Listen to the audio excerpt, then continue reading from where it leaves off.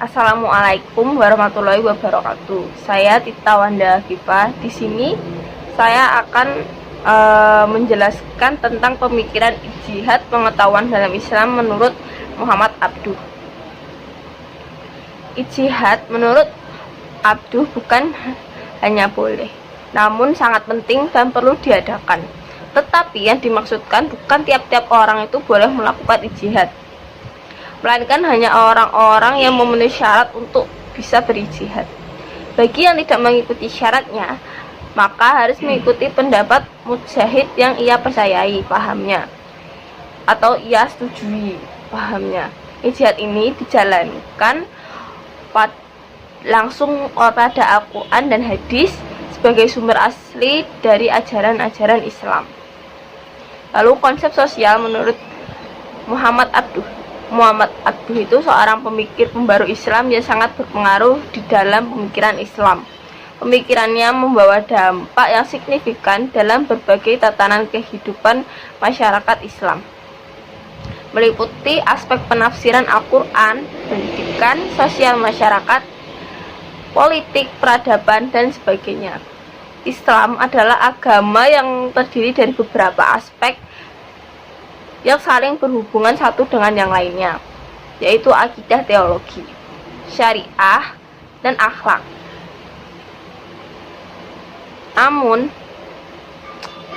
dalam hal ini, penulis memilih fokus pembahasan pada pemikiran dan dalam bidang akidah, teologi, dan hukum karena kedua ini sangat menentukan kehidupan seseorang dalam bertindak.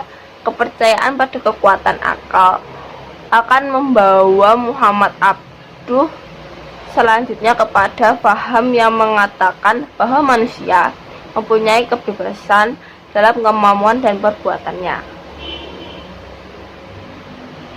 Selanjutnya di sini saya akan membahas tentang pemikiran Nurcholis Madjid terhadap pluralisme. Pemikiran Nurcholis Madjid tentang pluralisme agama merupakan mata rantai dari gerakan pembaharuan pemikiran Islam di Indonesia yang telah dicetuskannya. Dengan gagasan ini, Nurcholis semakin memperlihatkan sikap terbukanya dalam menerima realitas kehidupan agama yang majemuk.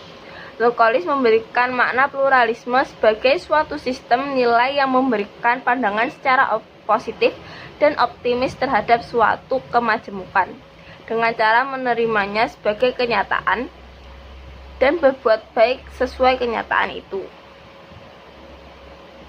Pemikiran Nurcholis Madjid tentang modernisasi Islam. Konsep modernisasi Islam Nurcholis Madjid menghendaki seorang muslim senantiasa modern, karena modernisasi itu harus rasionalisasi. Rasionalisasi itu bukan harus berwesternisasi. Modernisasi itu berarti rasionalisasi untuk memperoleh daya guna dalam berpikir dan bekerja secara maksimal dengan perintah Tuhan.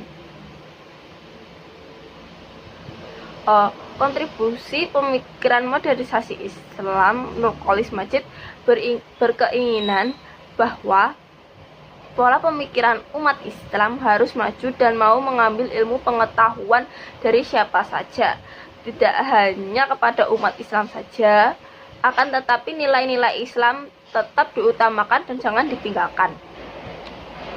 Dan keinginan membangun kembali khazanah-khazanah keilmuan yang pernah dicapai para ulama terdahulu agar bisa diwujudkan kembali.